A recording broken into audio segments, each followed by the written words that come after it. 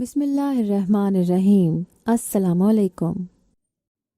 मेरे कानों में शहनाई की आवाज़ गूंज रही थी। मेरे हाथों पर मेहंदी लगी हुई थी। मेरे आसपास मेरी कज़न्स, मेरी बहनें, मेरी माँ, मेरी सारी रिश्तेदार खुशी से झूम रही थी, नाच रही थी। मेरे बाप, भाई, कज़न, चाचू सब बहुत खुश नज़र आ रहे थे। रिश्तेदार जो शादी में आए थे वो खाना खाकर लुत्फ़ अंदोज़ हो रहे थे और हर तरफ खुशी थी। मैं भी बहुत ज़्यादा खुश थी क्योंकि मेरी शादी मेरी पसंद के मर्द से करवाई जा रही थी। वो शहर में रहता था जबकि ये गांव था। वो इसी गांव का था। हम बचपन में एक साथ खेलते थे, एक दूसरे से सच्ची मोहब्बत करते थे। वो शहर चला गया और अब वो वहाँ से कामयाब होकर लौटा था। उसने यहाँ पर एक बहुत ही अच्छा घर बना लिया था। उसकी तनख्वाह भी बहुत अच्छी थी। यही वजह थी कि मेरे घर वालों ने हमारी मोहब्बत को भी कबूल कर लिया, क्योंकि मैं जिससे मोहब्बत करती थी वो कोई गया गुजरा तो नहीं था। वो बहुत अच्छा इंसान था और इस गांव का सबसे ज़्यादा काबिल लड़का था। कोई भी लड़की उससे शादी करने के लिए तैयार हो जाती। मेरे माँ बाप भी बहुत खुश थे। उन्होंने कहा कि हमारी बेटी ने जिसको पसंद किया है बेशक वो पसंद करने के काबिल है। मैं बहुत ज़्यादा खुश थी कि मुझे मेरी पसंद से शादी करने का मौका मिल रहा है और मेरे माँ बाप भी खुश हैं। लेकिन थोड़ी देर के बाद कुछ ऐसा हुआ कि जैसे मेरी खुशियों को आग लग गई हो। मेरे नसीब चिल्लाने लगे थे और सब कुछ ख़त्म हो रहा था। जब ये खबर मेरे कानों में पड़ी कि मेरे दूल्हे का एक्सीडेंट हो गया है और बारात रास्ते में ही हादसे का शिकार हो गई है। कुछ लोग बच गए हैं लेकिन मेरा दूल्हा यानी मेरा होने वाला शौहर वहीं पर दम तोड़ गया है और इस दुनिया से जा चुका है। मैं बेहोश हो गई और मैं शुक्र अदा करती हूँ कि मैं बेहोश हो गई थी, क्योंकि ये दर्द मेरी बर्दाश्त से बाहर था। मैं 1 हफ्ते तक बेहोश रही। डॉक्टर का कहना था कि मैं कोमा में चली गई हूँ, लेकिन 1 हफ्ते बाद मुझे होश आ गया। मेरे लिए अभी भी वो दर्द ताज़ा था। मैं बहुत रोई, बहुत तड़पी। मुझे सब लोगों ने संभाला। उन्होंने कहा कि तुम्हारी शादी तो नहीं हुई थी वरना तुम उसकी बेवा कहलाती। तुम्हें शुक्र अदा करना चाहिए इस बात पर। मैं बुरी तरह चिल्लाने लगी कि मुझे शुक्र अदा करना चाहिए कि मेरा होने वाला शौहर शादी वाले दिन ही फौत हो गया। कैसी बातें कर रहे हैं आप लोग। मैं बुरी तरह से चिल्ला रही थी। कोई भी मेरे पास आता था तो मैं ना सिर्फ उस पर चिल्लाती बल्कि हाथ उठाने की कोशिश करती थी।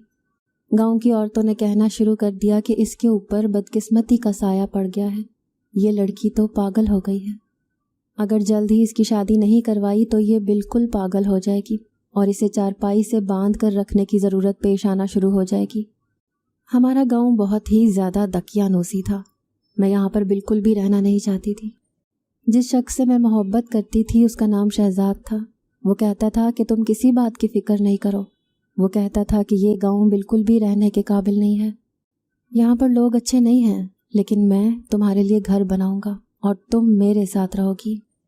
हम कुछ अरसे बाद ये घर बेच देंगे, क्योंकि मेरी माँ ये नहीं चाहती कि मैं गाँव को छोड़ कर जाऊँ। लेकिन जब मेरी माँ इस दुनिया से चली जाएगी तो हम ये घर बेचकर शहर में चले जाएंगे। तुम्हें हमेशा यहाँ पर नहीं रहना पड़ेगा, क्योंकि इस गांव के लोग बिल्कुल ही जाहिल थे और अजीबो गरीब किस्म के रस्मों रिवाज पर यकीन भी रखते थे।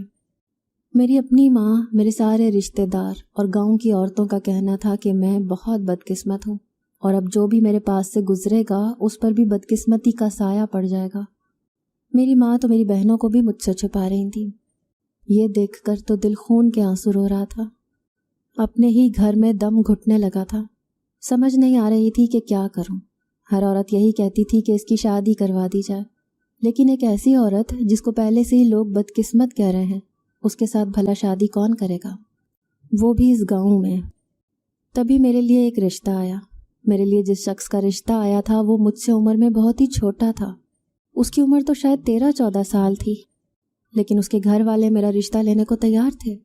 मेरी माँ ने यह नहीं सोचा कि वो लोग क्यों ये रिश्ता करने को तैयार हैं, जबकि मुझसे तो कोई बात करने को भी राज़ी नहीं है। मेरी माँ ने कहा कि तुम्हारे लिए रिश्ता आया है, वो भी कुंवारे लड़के का। अरे तुम्हें तो शुक्र अदा करना चाहिए, नहीं तो ऐसे रिश्ते कहाँ आते हैं। और वो लोग कोई गए गुजरे भी नहीं, काफ़ी अमीर हैं, ज़मींदार हैं। उनके घर में तुम्हारी शादी हो जाएगी, तुम यहाँ से चली जाओगी तो तुम्हारे लिए बहुत अच्छा होगा। मेरी माँ शायद यही कहना चाहती थी कि तुम अपनी बदकिस्मती और मनहूसियत लेकर यहाँ से चली जाओ ताकि तुम्हारी बहनों पर असर ना पड़े। मुझे बहुत ही अफसोस हो रहा था, लेकिन मैं क्या कर सकती थी। جب اپنے ہی گھر میں پرائی ہو گئی تھی، میں نے اس رشتے کے لیے ہاں کر دی۔ سوچا کہ شادی کی پہلی ہی رات زہر کھا کر خودکشی کر لوں گی۔ گھر والے اس بات پر خوش ہو جائیں گے کہ انہوں نے شادی کر کے فرض پورا کر دیا، اور میں اس دنیا سے چلی جاؤں گی اور اپنے شہزاد کے پاس پہنچ جاؤں گی۔ ان کو بھی نجات مل جائے گی اور مجھے بھی، اور سب خوش ہو جائیں گے۔ میں نے اپنی ماں سے کہا کہ میں شادی کو تیار ہوں، آپ شادی کروا دیں۔ اس لڑکے کا نام علی تھا۔ میں نے اسے دیکھا نہیں تھا، اس کی ماں ہی آئی تھی۔ بہت زیادہ خوش تھی وہ تو، میرے پاس بیٹھی، اور اس نے ایک بار بھی نہیں کہا کہ جو تمہارے ساتھ ہوا بہت برا ہوا، یا جو تمہارے ساتھ ہوا وہ کس طرح ہوا، یا تم بدقسمت ہو یا خوش قسمت ہو۔ اس نے اس طرح کی کوئی بھی بات نہیں کی۔ وہ میرے ساتھ اس طرح پیش آ رہی تھیں کہ جیسے مجھ سے اپنے بیٹے کی شادی کروا کے وہ بہت زیادہ خوش ہے، اور اسے کسی بات سے کوئی مسئلہ نہیں ہے۔ میرے اوپر کیا گزر رہی تھی یہ میں ہی جانتی تھی۔ میرے دل میں ابھی میرا زخم تازہ تھا۔ مجھے دن رات شہزاد کی یاد آتی تھی۔ وہ میرے خوابوں میں آتا تھا، وہ مجھے خواب میں آتا تو یہی کہتا تھا کہ تم ہمیشہ خوش رہو، میں چاہتا ہوں کہ تم خوش رہو۔ لیکن میں کیسے خوش رہ سکتی تھی؟ میری خوشی تو وہی تھا، اور وہ میری خوشیاں اپنے ساتھ لے کر جا چکا تھا۔ اب دنیا کی کوئی بھی چیز، کوئی بھی شخص مجھے خوش نہیں کر سکتا تھا، اور میں تو ویسے بھی خودکشی کرنے کا ارادہ کر چکی تھی۔ میں نے سوچ لیا تھا کہ میں شادی کی رات ہی زہر پی لوں گی، یہاں تک کہ میں نے زہر بھی لے کر اپنے پاس رکھ لیا تھا۔ میرے ماں باپ نے پھر سے مجھے تیار کیا، پھر سے سجایا۔ آج پھر میرے گھر میں مہمان آئے تھے، لیکن اتنے زیادہ نہیں۔ پھر سے میری شادی ہو رہی تھی، اور میں دلہن بھی بنی تھی، کیونکہ میری ساس کا کہنا تھا کہ اسے اچھے سے دلہن بنایا جائے، تمام لوازمات پورے کیے جائیں۔ آج میں پھر دلہن بنی بیٹھی تھی، لیکن آج میری آنکھیں پتھر کی ہو چکی تھیں۔ میرے چہرے پر کوئی خوشی نہیں تھی، میرے ہاتھ پاؤں ابھی سے کانپ رہے تھے، کیونکہ میں اس دنیا سے جانے والی تھی۔ یہ میرا اس دنیا میں آخری دن اور آخری رات تھی۔ میں آخری دفعہ اپنے ماں باپ، اپنی بہنوں کو دیکھ رہی تھی۔ وہ مجھے جو بھی سمجھتے تھے، لیکن میں تو ان سے بہت محبت کرتی تھی۔ میرے لیے تو وہی میرا سب کچھ تھے۔ میں نے اپنے ہونے والے شوہر کو دیکھا تو وہ تو بالکل بچہ سا لگتا تھا۔ میں سمجھ گئی کہ یہ بے ضرر آدمی ہے، یہ میرے ساتھ کچھ بھی نہیں کر سکتا، نہ مجھے روک سکتا ہے، نہ کوئی زبردستی کر کے مجھے اپنے گھر میں بٹھا سکتا ہے، نہ ہی مجھ پر کوئی پابندی لگا سکتا ہے۔ اگر میں زندہ رہنے کا فیصلہ کرتی تو شاید زندگی کو اپنے حساب سے جی سکتی تھی۔ اس کی کیا مجال تھی کہ یہ میرے سامنے اونچی آواز میں بات کرتا؟ یہ تو بالکل بچہ تھا۔ لیکن بات تو یہاں پر یہی تھی کہ میں زندہ رہنا ہی نہیں چاہتی تھی۔ امی نے کہا کہ رسم ہونے میں کچھ وقت تھا، دیر ہو رہی تھی، پتہ نہیں دیر کس وجہ سے ہو رہی تھی۔ جب میرے پاس ایک عورت آ کر بیٹھ گئی، میں جانتی تھی کہ یہ میرے شوہر کے خاندان کی طرف سے ہے۔ اس نے کہا کہ یہ تم کہاں پھنس گئی ہو؟ کس نے تمہارا رشتہ کروا دیا ان کے ساتھ؟ ابھی بھی ٹائم ہے، بھاگ جاؤ یہاں سے، انکار کر دو، نکاح نہ کرنا۔ میں نے کہا آپ کیسی باتیں کر رہی ہیں؟ انہوں نے کہا کہ تم خوبصورت ہو، جوان ہو، اور تم کس کے ساتھ شادی کر رہی ہو؟ تم نے دیکھا نہیں اس کو؟ کیا وہ تمہارے قابل ہے؟ میں نے کہا کہ یہ تو نصیب کی بات ہے، میرے ماں باپ میری شادی کروا رہے ہیں، اور آپ کو پتہ ہی ہے کہ میرے ساتھ کیا ہوا ہے۔ اس نے کہا کہ ہاں میں نے سنا تھا، لیکن اس میں تمہارا کوئی قصور نہیں ہے، تمہارے ساتھ کچھ بھی نہیں ہوا ہے، ابھی جو تمہارے ساتھ ہوگا وہ بہت برا ہوگا۔ اس لڑکے کی پہلے بھی ایک شادی ہو چکی ہے۔ جب اس نے یہ کہا تو میں کافی حیران ہوئی۔ میں نے کہا کہ اچھا؟ کہنے لگی کہ ہاں، اس کی پہلے بھی ایک شادی ہوئی تھی۔ میں نے کہا کہ پر یہ تو دیکھنے میں بالکل ہی چھوٹا سا لگتا ہے۔ اس نے کہا کہ ہاں، اس ٹائم بھی اس کی عمر کم تھی، پر جب اس کی شادی ہوئی اس کی ماں بہت زیادہ خوش تھی۔ یہ اپنے بیٹے سے بہت محبت کرتی ہے، اپنے بیٹے کے پیچھے بالکل پاگل ہے۔ کوئی اس کے بیٹے کو ذرا سا کچھ کہہ دے تو یہ اس کی جان لینے کو آ جاتی ہے۔ اس کے بیٹے نے ہی اس لڑکی کو پسند کیا تھا اور کہا تھا کہ میں نے شادی کرنی ہے تو اس سے۔ ماں نے فوراً شادی کروا دی، یہ بھی نہ سوچا کہ اس کی عمر کم ہے۔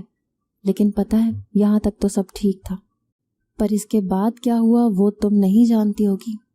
اس کے بعد یہ ہوا کہ جیسے ہی رات ہوئی تو اس کی بیوی کمرے سے چیخیں مارتی ہوئی باہر نکلی اور صبح ہسپتال پہنچ گئی۔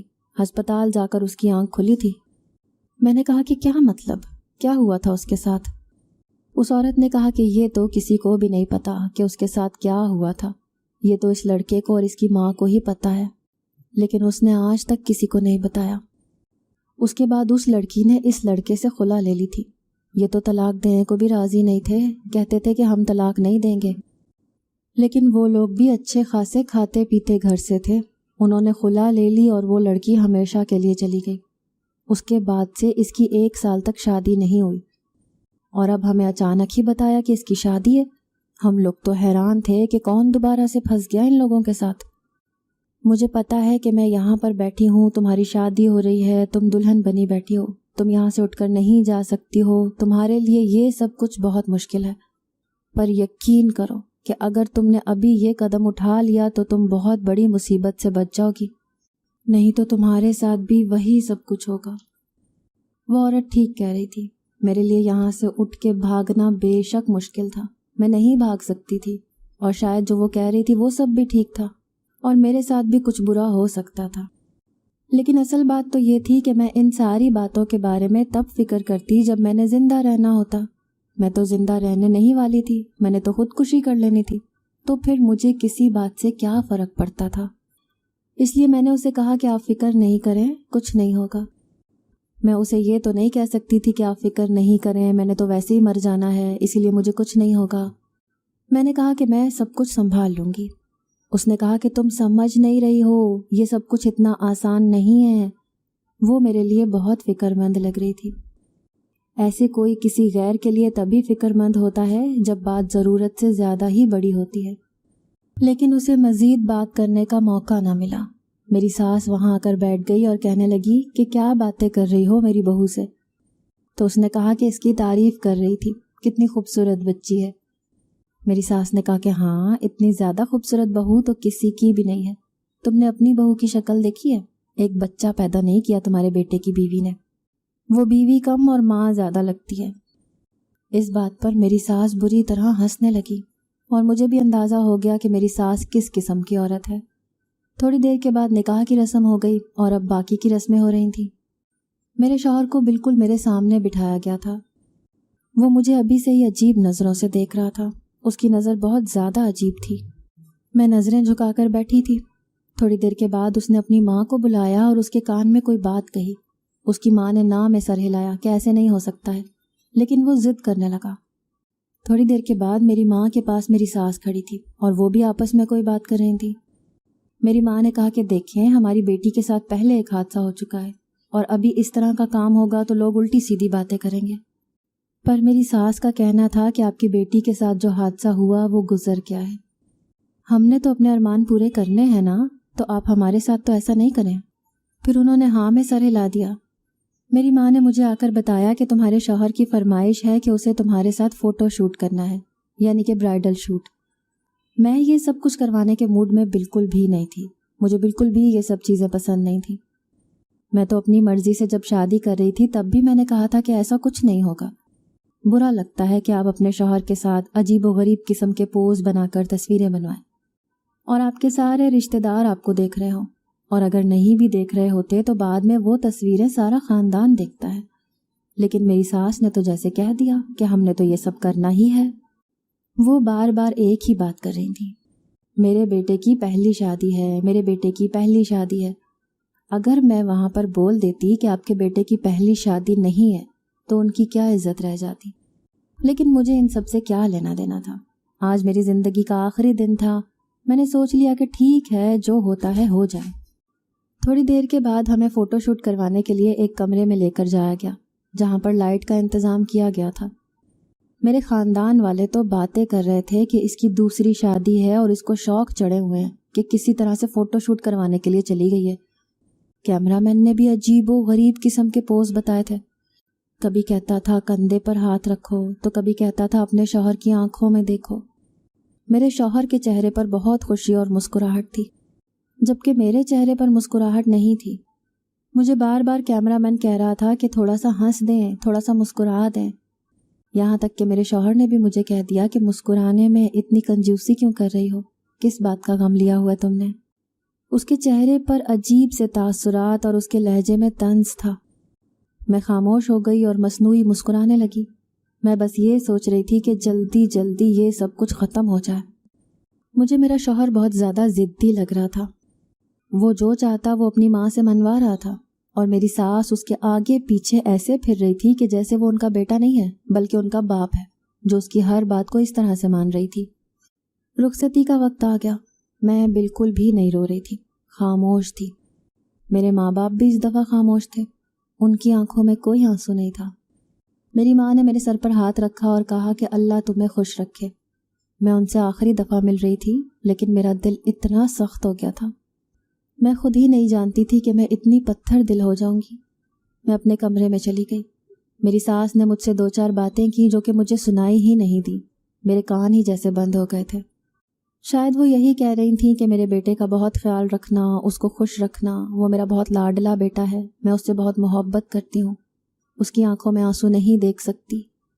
بس وہ یہ بول بال کے وہاں سے چلی گئی، اور اس کے بعد تھوڑی دیر میں اکیلی ہی بیٹھی تھی۔ میں نے کہا کہ یہی موقع ہے، مجھے موت کو گلے لگا لینا چاہیے، لیکن جیسے ہی میں زہر پینے لگی میرا شوہر کمرے میں داخل ہوا۔ میں نے زہر چھپا لیا، مجھے ایسا لگا کہ اس نے مجھے دیکھ لیا ہے، لیکن پھر بھی مجھے اس بات کا یقین تھا کہ شاید اس نے نہیں دیکھا، کیونکہ میں نے اس کے آنے سے پہلے ہی زہر کی بوتل چھپا چکی تھی۔ پر اس نے کمرے میں آتے ہی کچھ ایسا کیا کہ میں حیران رہ گئی۔ اس نے نہ مجھ سے بات کی، نہ سلام، نہ دعا، بلکہ میری بازو کو مضبوطی سے پکڑا اور میری مٹھی میں بھینچی ہوئی اس زہر کی بوتل کو پکڑ کر زمین پر توڑ دیا۔ اس نے کہا کہ مرنا چاہتی ہو؟ لگتا ہے سابقہ شوہر کی موت کا دکھ دل میں لیے بیٹھی ہو، اسی لیے مرنا چاہتی ہو۔ پھر مجھ سے شادی کرنے کی کیا ضرورت تھی؟ میں اسے حیران ہو کر دیکھ رہی تھی۔ مجھے ایسا لگا کہ یہ میرا کچھ نہیں بگاڑ سکتا، لیکن اب ایسا لگ رہا تھا کہ جیسے میرا سب کچھ بگاڑ دے گا۔ اس نے کہا کہ خبردار جو مرنے کا خیال بھی تمہارے دل میں آیا، تم یہاں پر زندہ رہو گی میرے ساتھ۔ مجھے بھی غصہ آ گیا اور میں نے کہا کہ تمہاری ماں نے اور تم نے بہت جھوٹ بولے ہیں مجھ سے، تمہاری پہلی شادی ہو چکی ہے اور تمہاری حرکتیں مجھے بالکل بھی پسند نہیں ہیں۔ میں تمہارے ساتھ شادی نہیں کرنا چاہتی تھی، میں نے اس رشتے کے لیے ہاں اس لیے کیا تھا کیونکہ میں نے یہ سوچا تھا کہ میں اپنی جان لے لوں گی۔ اب تم کیا چاہتے ہو کہ میں ساری زندگی تمہارے ساتھ گزاروں گی؟ اس کا کہنا تھا کہ جان لینے کا خیال اپنے دل سے نکال دو، ویسے بھی مرنا بہت آسان ہے اور جینا بہت مشکل ہے۔ یہ شخص بہت بڑی بڑی باتیں کر رہا تھا۔ میں نے کہا کہ تم ابھی تو مجھ سے یہ زہر لے کر چلے جاؤ گے، لیکن مرنے کے اور بھی بہت سے طریقے ہیں، میں کسی بھی طرح اپنی جان لے لوں گی، پھر تم کیا کرو گے؟ اس نے کہا کہ اگر تم نے اپنی جان لینے کی کوشش کی تو یاد رکھنا تمہارے ماں باپ بھی اس دنیا میں نہیں رہیں گے، میں ان کو بھی جان سے مار دوں گا۔ اس نے یہ بات نہ تو کسی مذاق میں بولی تھی اور نہ ہی نارمل انداز میں بولی تھی، بلکہ میری آنکھوں میں دیکھتے ہوئے یہ کہا تھا۔ پتہ نہیں کیوں مجھے ایسا لگا تھا کہ جیسے وہ سچ مچ ایسا ہی کرے گا۔ میری روح کانپ گئی تھی، میں ڈر گئی تھی۔ اس نے کہا کہ آئندہ خودکشی کا خیال بھی اپنے دل سے نکال دینا، میں تمہیں یہاں اس لیے نہیں لے کر آیا کہ تم موت کو گلے لگا کر اس دنیا سے چلی جاؤ۔ اتنا کہہ کر وہ باتھ روم میں چلا گیا۔ میں نے ایک جھٹکے سے اپنے آنسوؤں کو آزاد کیا اور رونا شروع کر دیا۔ یہ میرے ساتھ کیا ہو گیا تھا؟ اس کا مطلب کہ قسمت مجھے نجات نہیں دینا چاہتی تھی، وہ چاہتی تھی کہ میں زندہ رہوں اور دکھ سہتی رہوں۔ میں تو ابھی تک شہزاد کی یادوں سے ہی نہیں نکل کر آئی تھی، اور اب ایک ایسا شخص میری زندگی میں آ گیا تھا جو نہ جانے میرے ساتھ کیا کرنے والا تھا۔ میں بری طرح سے رو رہی تھی۔ میں نے چہرے پر ہاتھ رکھے ہوئے تھے جب کسی نے میرے چہرے سے ہاتھوں کو ہٹایا۔ میں نے دیکھا تو یہ میرا شوہر ہی تھا۔ میں اس سے 2 قدم دور ہٹ گئی۔ اس نے کہا کہ معاف کر دو مجھے، کتنا برا کیا میں نے تمہارے ساتھ، کتنی باتیں سنائی، کیا تم مجھے معاف کر سکتی ہو؟ دیکھو مجھے چھوڑ کے نہیں جانا، میں تمہارے بغیر نہیں رہ سکتا ہوں۔ وہ اس طرح سے بول رہا تھا جیسے کوئی چھوٹا سا بچہ شیطانی کرنے کے بعد معافی مانگتا ہے کہ مجھے تھپڑ نہ مارا جائے، مجھ سے غلطی ہو گئی۔ میں نے اسے دیکھا تو میں حیران رہ گئی۔ یہ وہ والا شخص تھا ہی نہیں جو بھی تھوڑی دیر پہلے میرے پاس بیٹھا تھا، جو میرے ماں باپ کو مارنے کی دھمکی دے رہا تھا، اور ایسا لگ رہا تھا کہ وہ یوں کر گزرے گا۔ اب تو ایسے لگ رہا تھا جیسے یہ اپنی زندگی کی بھیک مانگ رہا ہے مجھ سے، جیسے یہ کچھ بھی کرنے کے قابل نہیں ہے۔ اس کے چہرے کے تاثرات، اس کی باڈی لینگویج، یہاں تک کہ اس کی آواز بھی بدلی ہوئی تھی۔ مجھے سمجھ نہیں آ رہا تھا کہ یہ میرے ساتھ مذاق کر رہا ہے یا میری بے بسی کا مذاق اڑانے کے لیے خود کوئی ناٹک یا ڈرامہ کر رہا ہے۔ میں نے کہا کہ کیا ہو گیا؟ ابھی تو بڑے شیر کی طرح غرا رہے تھے میرے سامنے۔ اس نے کہا کہ میری کیا مجال، میں کیا کر سکتا ہوں، کچھ بھی نہیں کر سکتا میں، بس مجھے چھوڑ کے نہ جانا تم سے پہلے بھی میری ایک بیوی تھی، مجھے بہت اچھی لگتی تھی، لیکن وہ مجھے چھوڑ کے چلی گئی تھی۔ مجھے ابھی بھی یاد آتی ہے، میں اس کے بغیر نہیں رہ سکتا تھا، لیکن وہ مجھے ہمیشہ کے لیے چھوڑ کے چلی گئی۔ میں نے اسے تلاش کرنے کی کوشش کی، میں 1-2 دفعہ اپنے گھر سے بھاگ گیا، اور امی نے کہا کہ مجھے اس سے زیادہ پیاری دلہن لا کے دیں گی۔ تم واقعی اس سے زیادہ پیاری ہو، لیکن تمہیں مجھ سے وعدہ کرنا ہوگا کہ تم مجھے چھوڑ کر نہیں جاؤ گی۔ وہ اچانک سے میرے پیروں میں بیٹھ گیا اور مجھ سے منت سماجت کرنے لگا۔ مجھے تو سمجھ نہیں آ رہی تھی کہ یہ کیا کر رہا ہے۔ میں نے اسے کہا کہ ٹھیک ہے، تو میں نہیں چھوڑ کر جاؤں گی۔ اس نے کہا کہ وعدہ کرو تم مجھے چھوڑ کر نہیں جاؤ گی۔ میں نے کہا کہ وعدہ کرتی ہوں نہیں جاؤں گی، لیکن اچانک سے اس کے چہرے کے تاثرات پھر سے بدلے اور اس نے کہا کہ تمہارا وعدہ بھی جھوٹا ہے، تم جھوٹ بولتی ہو، تم سب جھوٹ بولتی ہو۔ اور اس نے گلدان اٹھا کر میرے سر پر دے مارا۔ صبح میری آنکھ کھلی تو میں ہسپتال میں تھی۔ میرے آس پاس میرے ماں باپ بھی موجود تھے اور میرے شوہر کی ماں بھی۔ انہوں نے مجھ سے پوچھا کہ کیا ہوا ہے۔ کچھ پل تو مجھے خود کو سنبھالنے میں لگے، اس کے بعد میں نے سب کچھ بتا دیا۔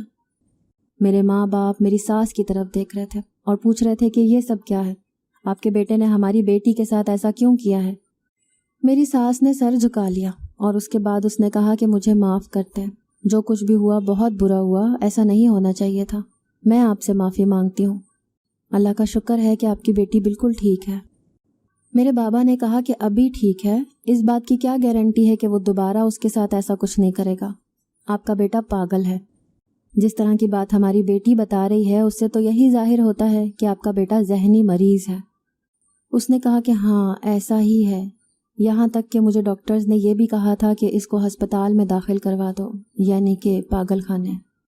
لیکن میں اپنے اکلوتے بیٹے کو کیسے ہسپتال میں داخل کروا سکتی تھی؟ اسی لیے اسے اپنے ساتھ ساتھ لیے پھرتی رہی۔ میں نے سوچا تھا کہ شادی ہو جائے گی تو ٹھیک ہو جائے گا۔ پہلے بھی اس کی ایک لڑکی سے شادی کی تھی، لیکن اس کے ساتھ بھی یہی سب کچھ ہوا تھا اور وہ اسے چھوڑ کر چلی گئی تھی، اور اس کے جانے کے بعد یہ مزید پاگل ہو گیا تھا۔ ابھی 1 سال سے اس کی حالت پہلے سے بہتر تھی، اس لیے سوچا کہ دوبارہ اس کی شادی کروا دیتی ہوں۔ ہمیں کوئی بھی رشتہ دینے کو تیار نہیں تھا، لیکن آپ کی بیٹی بدقسمت ثابت ہو چکی تھی، اسی لیے ہم نے آپ کی بیٹی کا رشتہ مانگ لیا۔ مجھے معاف کر دیں، میں خود غرض ہو گئی تھی، مجھے یہ سب کچھ نہیں کرنا چاہیے تھا۔ لیکن ابھی بھی ڈاکٹرز کہتے ہیں کہ اگر اسے پیار محبت دی جائے تو یہ ٹھیک ہو جائے گا۔ میرے ماں باپ خاموش ہو گئے اور انہوں نے مجھ سے پوچھا کہ کیا تم اس شخص کے ساتھ رہنا چاہتی ہو؟ کیا تم اس بات پر یقین کرنا چاہتی ہو کہ یہ ایک دن ٹھیک ہو جائے گا؟ میرے دل میں تو پہلے ہی کسی اور کی محبت تھی، میں خود ہی بکھری ہوئی تھی، میں کسی کو کیا سنبھال سکتی تھی۔ میں نے کہا کہ نہیں، میں اس آدمی کے ساتھ نہیں رہنا چاہتی۔ میری زندگی میں ایک طوفان کے بعد دوسرا طوفان آ گیا، اور اب تو واقعی سب کو یقین ہو گیا کہ میں بدقسمت ہوں۔ میں نے اپنے امی ابو سے ایک کام کی اجازت مانگی۔ میں نے انہیں کہا کہ بس آپ مجھے میرے حال پر چھوڑ دیں، مجھے شہر جانے دیں، میں اپنی زندگی کے ساتھ خود ہی کچھ نہ کچھ کر لوں گی، آپ لوگوں کو پریشان نہیں کروں گی۔ کوئی آپ سے پوچھے تو کہہ دیجئے گا کہ باہر کے ملک چلی گئی ہے، پڑھائی کر رہی ہے۔ میرے ماں باپ نے میری بات مان لی کیونکہ وہ خود بہت پریشان تھے۔ میں وہاں سے ہمیشہ کے لیے شہر چلی گئی جہاں پر شہزاد نوکری کرتا تھا۔ میں اسی جگہ پر نوکری کرنے لگی، اس کا نام لے کر ہی مجھے نوکری ملی تھی۔ اب میں شہر میں ہی رہتی ہوں، آفس والوں نے ہی رہنے کا انتظام بھی کیا ہوا ہے، میں مطمئن ہوں۔ اگر آپ کو آج کی ہماری کہانی پسند آئی ہے تو اسے لائک کیجیے اور اپنے پیاروں کے ساتھ شیئر کیجیے، اور ہاں، اگر ابھی تک آپ نے ہمارا چینل سبسکرائب نہیں کیا تو ضرور کیجیے۔ ملتے ہیں کل ایک نئی اور دلچسپ کہانی کے ساتھ، تب تک کے لیے اللہ حافظ۔